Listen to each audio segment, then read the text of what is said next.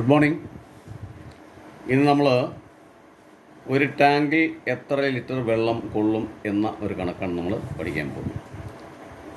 അപ്പം ഏത് ടാങ്കായാലും വൃത്താകൃതിയിലുള്ള, അതായത് സിലിണ്ടറാകൃതിയിലുള്ള ടാങ്കായാലും ചതുരാകൃതിയിലുള്ള ടാങ്ക്, ക്യൂബ്, ഇങ്ങനെ ഏത് ടാങ്കിലുള്ള വെള്ളം അതിനകത്ത് എത്ര ലിറ്റർ വെള്ളം കൊള്ളും എന്നാണ് നമുക്ക് കണ്ടുപിടിക്കേണ്ടതെങ്കിൽ ആ ഒബ്ജക്റ്റിൻ്റെ ഏത് തരത്തിലുള്ള ഒബ്ജക്റ്റാണോ ആ ഒബ്ജക്റ്റിൻ്റെ വ്യാപ്തം അഥവാ വോളിയം നമ്മൾ കണ്ടുപിടിക്കണം.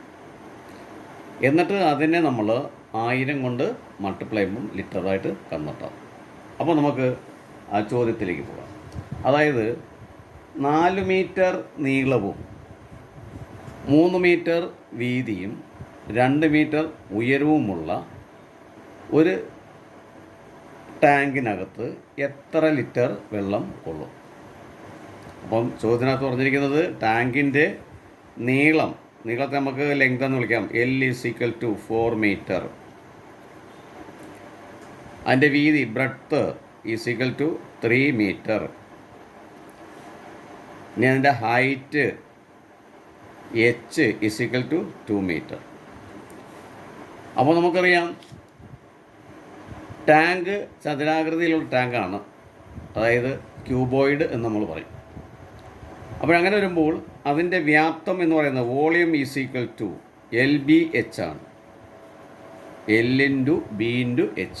ഇപ്പോൾ L എന്ന് പറഞ്ഞാൽ 4 വരും, B എന്ന് പറഞ്ഞാൽ 3 വരും, H എന്ന് പറഞ്ഞാൽ 2 വരും.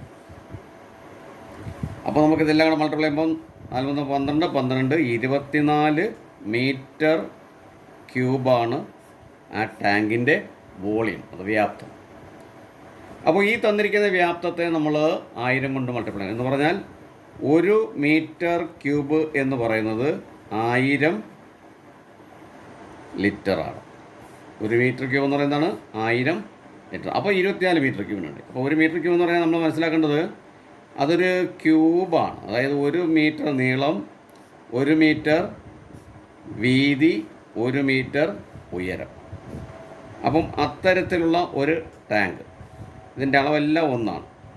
അപ്പോൾ ഇതിൻ്റെ ആ അളവാണ് നമ്മളിവിടെ കണക്കാക്കിയത്. അപ്പോൾ 1 മീറ്റർ ക്യൂബ് എന്ന് പറയുന്നത് 1000 ലിറ്ററാണ്.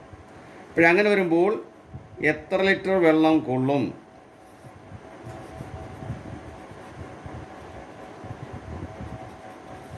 എത്ര ലിറ്റർ വെള്ളം എന്നറിയാൻ തന്നിരിക്കുന്ന വോളിയത്തെ, അതായത് വോളിയത്തെ നമ്മൾ എന്ത് ചെയ്താൽ മതി? 1000 കൊണ്ട് മൾട്ടിപ്ലൈ ചെയ്താൽ നമുക്ക് എന്തായിട്ട് മാറും? ലിറ്റർ ആകും. അപ്പോൾ വോളിയത്തിന് നമുക്കിവിടെ 24 മീറ്റർ ക്യൂബാണ്. അതിനെ നമ്മൾ 1000 കൊണ്ട് മൾട്ടിപ്ലൈ ചെയ്യാം. അപ്പോൾ നമുക്ക് കിട്ടുന്ന ആൻസർ എത്ര? 24,000 ലിറ്റർ. അപ്പോൾ ഇത്രയും വെള്ളം ആ ടാങ്കിനകത്ത് ഉള്ളു. ഇനി നമുക്ക് സിലിണ്ടർ ആകൃതിയുള്ള ആ ഒരു ടാങ്കാണ്. അപ്പോൾ സിലിണ്ടർ ആകൃതി എന്ന് പറഞ്ഞാൽ നമുക്കറിയാം ബിസ്ക്കറ്റ് ടിൻ മാതിരിയുള്ള, അതേപോലെ എല്ലാവരുടെയും നമുക്കറിയാമല്ലോ ടാങ്കിൻ്റെ ഷേപ്പ്. അപ്പോൾ ഇതിൻ്റെ റേഡിയസ് പിന്നെ ഇതിൻ്റെ ഹൈറ്റും അറിയാമെന്നുണ്ടെങ്കിൽ ആ സിലിണ്ടർ ആകൃതിയിലുള്ള ടാങ്കിൻ്റെ വ്യാപ്തം നമുക്ക് കണ്ടുപിടിക്കാം. എന്താണത്? Volume = πr²h. അപ്പോൾ ബേസ് ഏരിയ × ഹൈറ്റ് നമ്മൾ പറയും. അപ്പോൾ അങ്ങനെ വരുമ്പോൾ πr² കൂടെ 6 അറിയണം, h അറിയണം. അപ്പോൾ 6h നമുക്ക് കിട്ടിയാൽ അതിൻ്റെ ലിറ്റർ നമുക്ക് കണ്ടുപിടിക്കാം. അപ്പോൾ അവിടെ നമുക്ക് എന്താ കിട്ടുന്നത്? ഇതിനെ, അതായത് എത്ര ലിറ്റർ വെള്ളം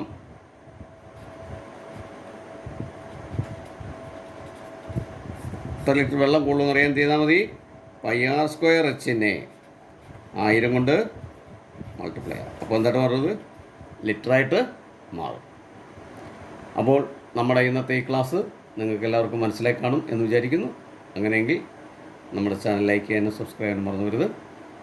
താങ്ക് യു.